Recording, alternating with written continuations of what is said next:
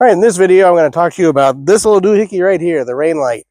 And if you run multiple series like we do, how to handle getting it to switch back and forth between modes. In some series, they want it to be flashing like this all the time. In other series, they want it to be flashing, and then when you put the brakes on, to have it go solid.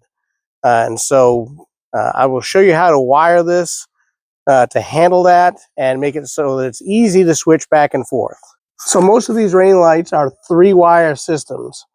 There is a positive, a negative, and then a trigger wire. And so it makes it relatively easy to hook it to a brake light to make that go solid, as long as you have the right one. If you have one that only has the 2 lines, well, it's going to be all kinds of difficult to do what we're talking about here. But if you have a light like this one that goes solid when you hit the brakes, or that capability, then you are all set. You will have the 3 wires. Sorry, this is going to be a little shaky because I'm doing this handheld, but you have 3 wires here. This is your setup for your rain light. The red is your positive line. The brown is your ground.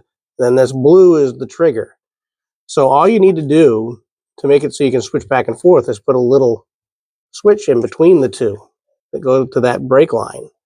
So you wire the blue into the brake, goes to your switch, and then to your rain light.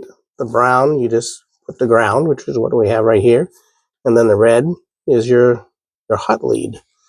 And so when, in this case, when we have it set to on, like this, then that brake light, or that rain light, will go solid when we hit the brakes. If we don't want it to do that, we just set it to off, and it will flash all the time.